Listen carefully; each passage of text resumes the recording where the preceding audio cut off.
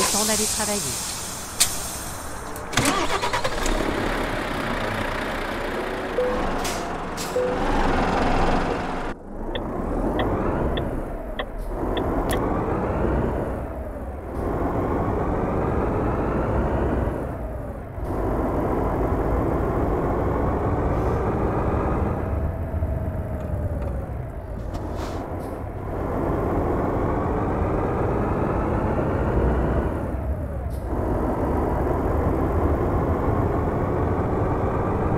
Préparez-vous à tourner à droite.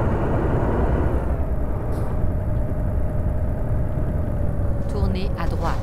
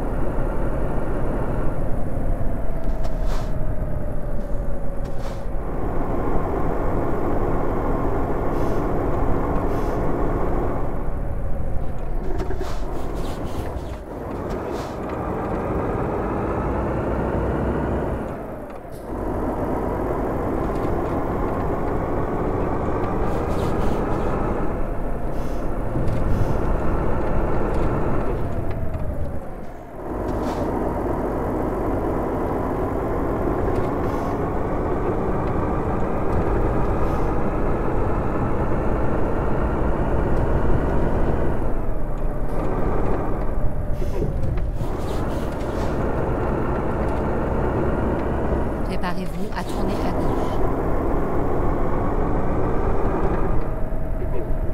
Tournez à gauche.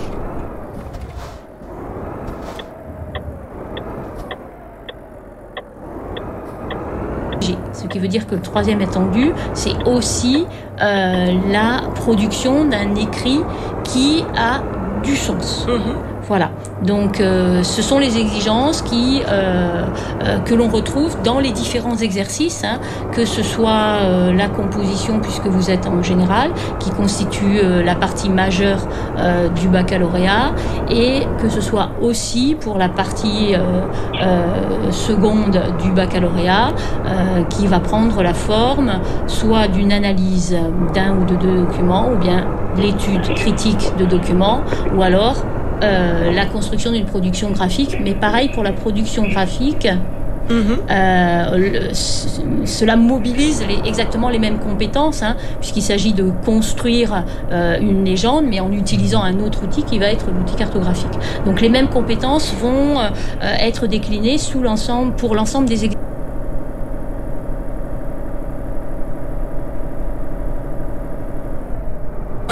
T'as un distributeur de chaussettes pour tes copines. Ok. Paulette ? Donc en fait, toi en été, si tu rencontres une fille, t'as des préservatifs et des chaussettes. Ah, toujours. Et je rappelle un truc important, ne confondez pas les deux. Florian, merci de nous avoir appelés. Tu prends soin de toi. On te souhaite une belle journée. Merci. Ciao. Alexia, bonjour.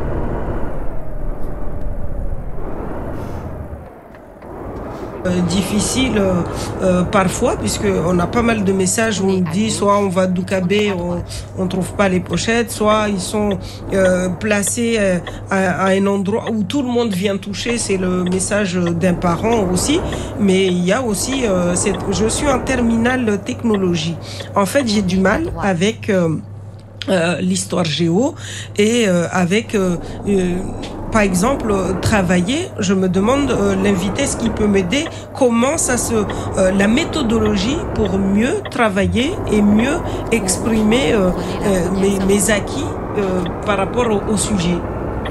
Moi j'ai l'habitude de répondre par une pirouette, c'est-à-dire que normalement je demande à l'élève de m'expliquer ce qu'il n'a pas compris. Et là, à travers une question très succincte et les réseaux sociaux où les questions apparaissent, j'ai du mal à répondre à une question aussi générale en fait. C'est-à-dire de quoi veut-elle partir, la personne qui pose la question. Voilà, toi tu as une réponse?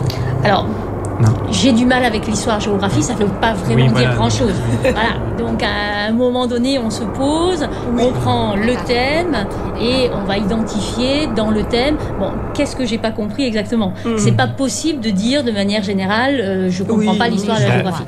Donc on va s'intéresser, on va prendre le corps du chapitre et dans ce chapitre, peut-être qu'il y a une notion comme sur la mondialisation ou bien sur une autre thématique qu'on n'arrive pas à identifier. Et là, à ce moment-là, effectivement, si on met des mots sur ce que l'on ne comprend pas, c'est déjà un premier pas pour donner des réponses. C'est d'ailleurs peut-être la méthode pour poser des questions par la suite, quand on fera des choses qui auront plus en rapport avec des cours, quand on viendra ici faire des cours, peut-être plutôt poser la question je n'ai pas compris, je n'ai pas compris la démarche, je n'ai pas compris telle consigne, parce que sinon c'est imprécis. Mais c'est un travail qu'on peut aussi faire. Il y a de nombreuses ressources en ligne, nous dit un auditeur. Que me recommandez-vous comme lien particulier pour travailler? Je suis en terminale générale. Alors, effectivement, il a tout à fait raison. Il y a de très très nombreuses ressources. Le danger, c'est de se perdre aussi dans toutes ces ressources. Donc, s'il est en terminale, il va falloir être efficace. Et donc, dans un premier temps, ces ressources-là, elles vont servir d'appui, de relais par rapport à la parole du professeur, par rapport au cours du professeur. Donc, il faut qu'il cible, évidemment, quel est le point qu'il veut étudier. Et à ce moment-là, il va pouvoir aller sur une ressource préférentielle. Y a-t-il des sites que vous recommandez Alors, les sites que tu verrais, toi, alors, que tu recommanderais? on peut recommander certains blogs de professeurs qui ont travaillé sur les classes inversées et qui ont pris pas mal d'avance sur la création de capsules et l'accès à des ressources aussi en ligne, au fait de connecter tout ce qui est dans le manuel finalement avec les ressources en ligne. Alors par exemple, il y a Historicophile, on pourrait citer ce blog, qui est un énorme blog, mais mes élèves ont regardé, ils ont trouvé ça très touffu et pas clair. Donc sans guide et sans professeur à côté, c'est quand même difficile à manipuler, parce qu'il y a énormément d'informations dans les blogs des professeurs. Bon là, c'est un des meilleurs et certainement un des plus rigoureux, par un professeur qui est aussi un auteur pour l'éditeur Magnard. Et donc, si je pense qu'en allant sur les ressources, par exemple, de l'éditeur Magnard, je fais de la publicité, c'est pas bien, mais on peut trouver ces vidéos. On peut trouver des capsules qui vont aider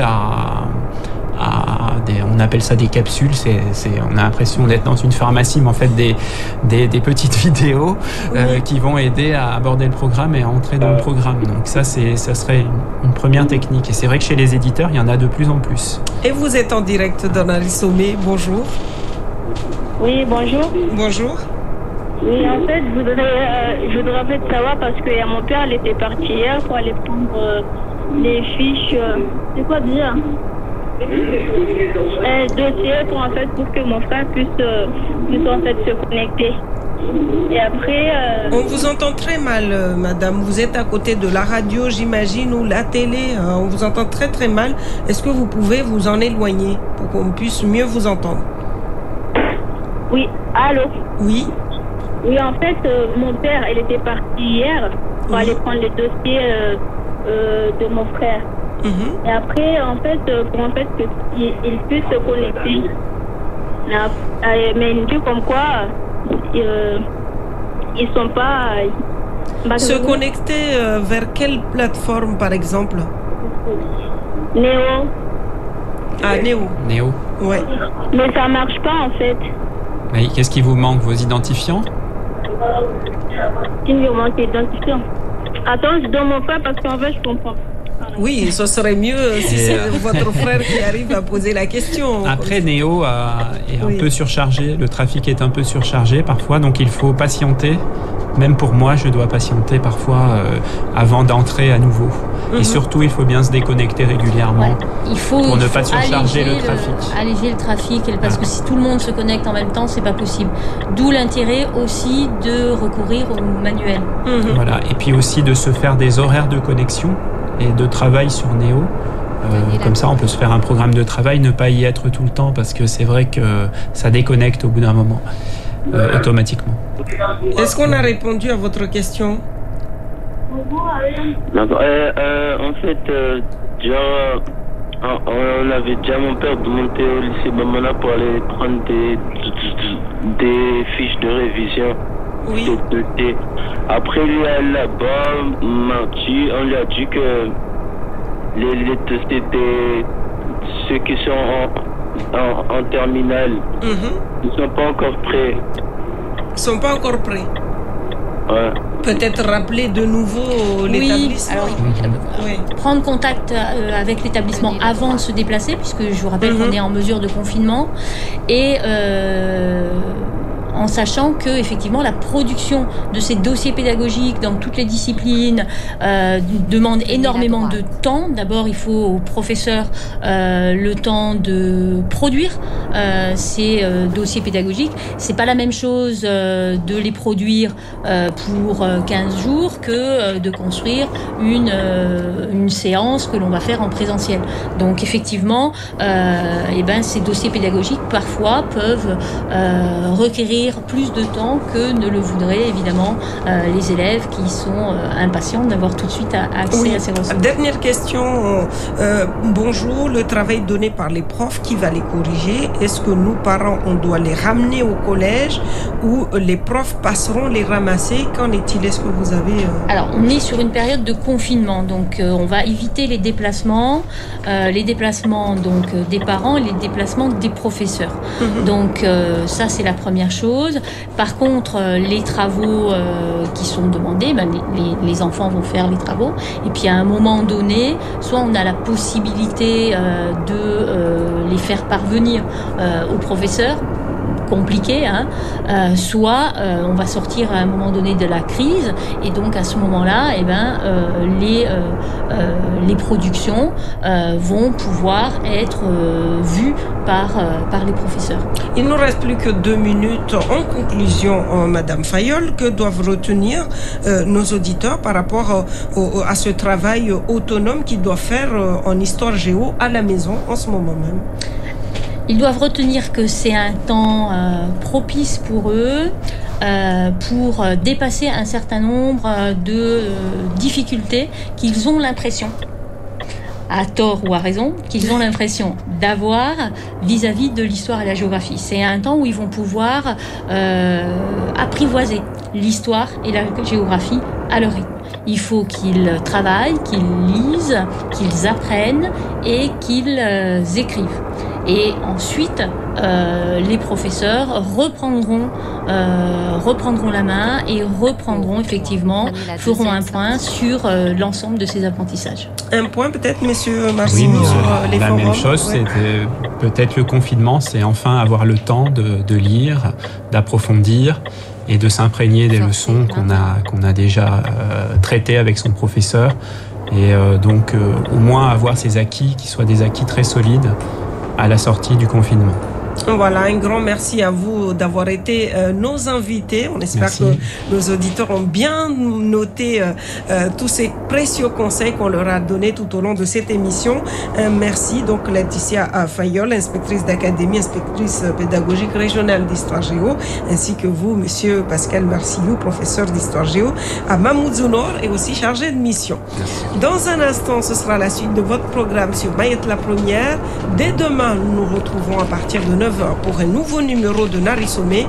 Un grand merci à vous, internautes, téléspectateurs et auditeurs, de nous avoir suivis. Merci Douafir pour la collaboration technique pour cette émission. Merci en tout cas de nous rester fidèles et à demain pour un nouveau numéro. Merci beaucoup.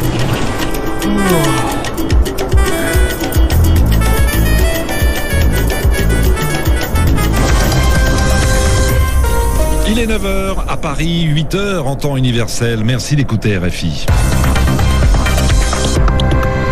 Bonjour à tous, bienvenue. Tout de suite, le journal, les dernières informations avec vous, Michael Ponge. Bonjour. Bonjour Juan, bonjour à tous. À la une, quand les morgues ne suffisent plus, c'est dans une patinoire qu'on entasse les victimes du coronavirus.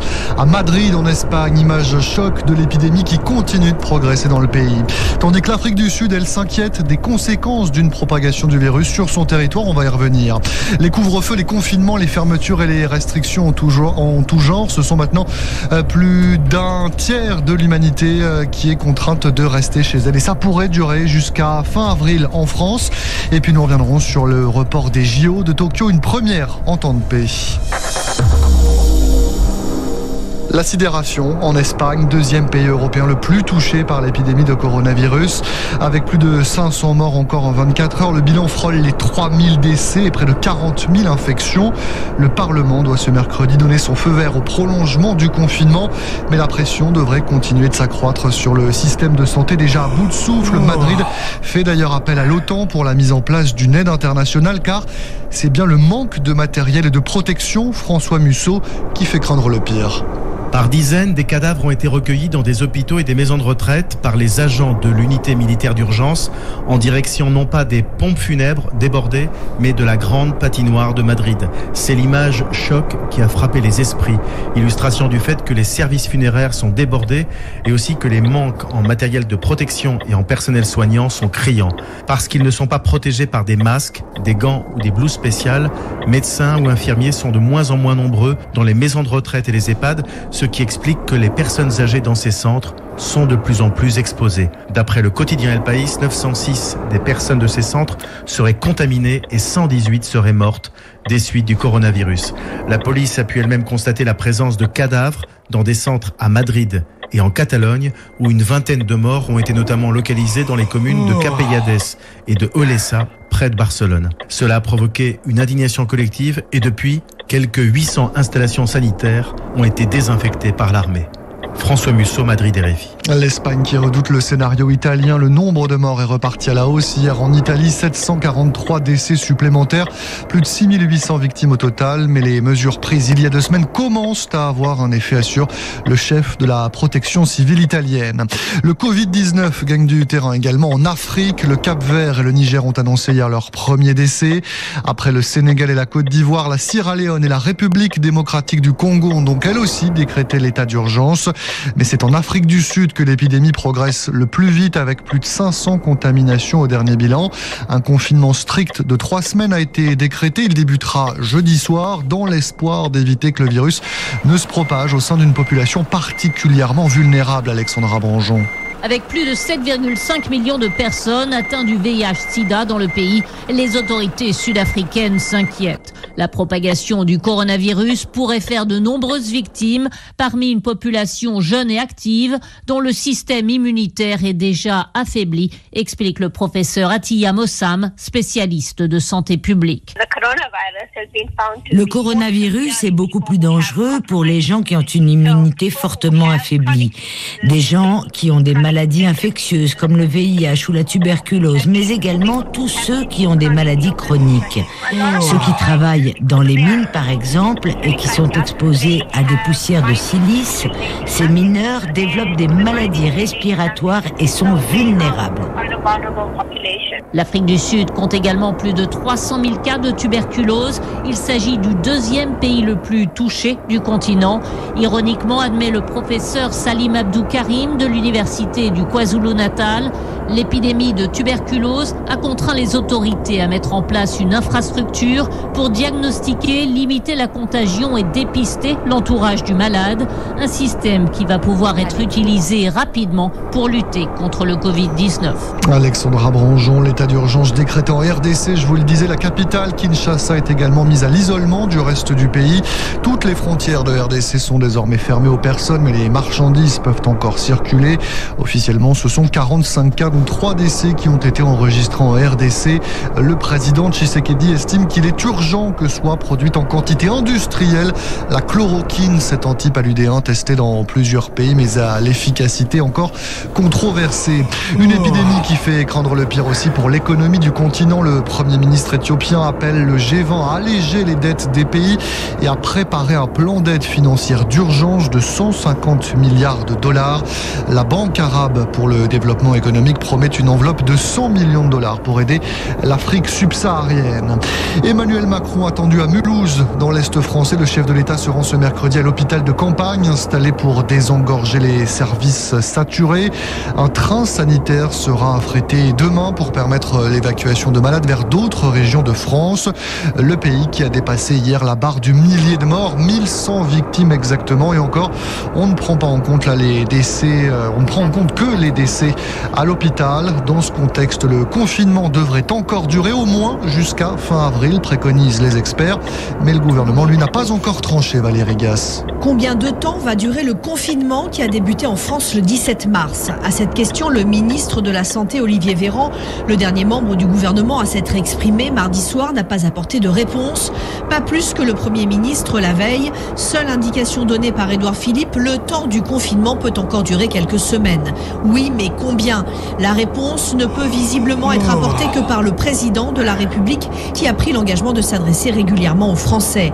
Depuis le début de l'épidémie de Covid-19, Emmanuel Macron a toujours appuyé ses décisions sur l'avis du Conseil scientifique. Un conseil qui a préconisé un prolongement du confinement jusqu'au 28 avril. Le chef de l'État va-t-il suivre cette fois-ci la recommandation? Olivier Véran a laissé entendre que la réflexion était en cours et que la préconisation du Conseil scientifique était une estimation, une manière de ménager l'hypothèse d'un autre choix. Le principe d'une prolongation est acté, les esprits y ont été préparés progressivement.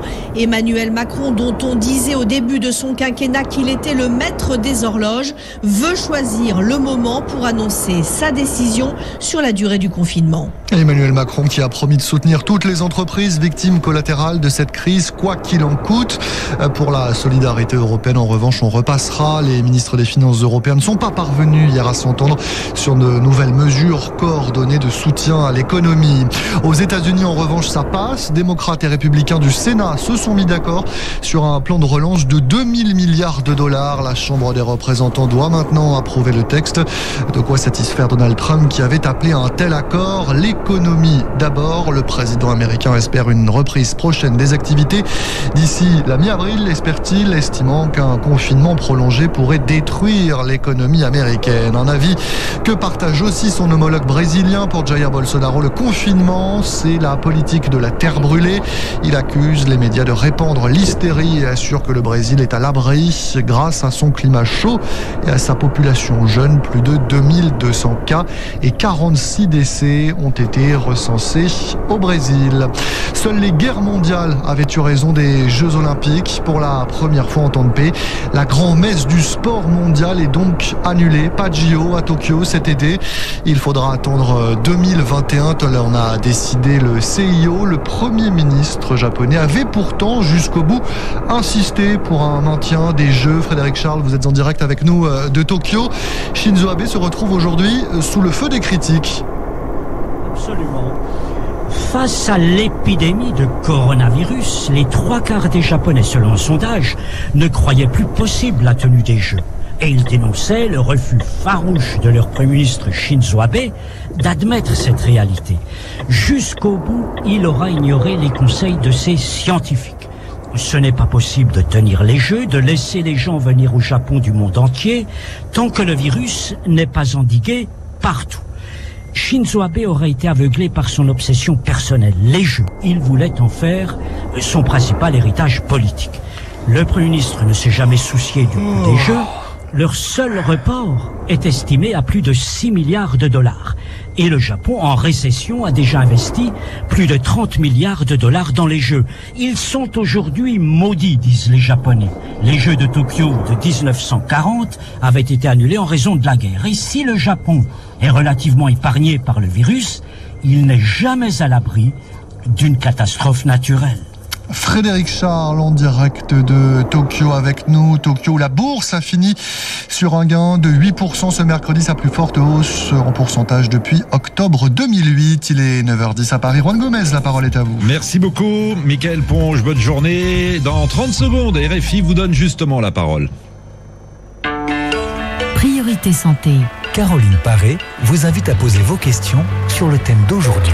La réponse du monde médical à la pandémie de Covid-19, la mobilisation des soignants applaudie à travers le monde. Appelez-nous au 33 1 84 22 75 75 ou écrivez-nous à priorité.santé@rfi.fr. Priorité santé avec Sono Assurance. Du lundi au vendredi à partir de 9h10 TU sur RFI. Appel sur l'actualité. 33 9 693 680.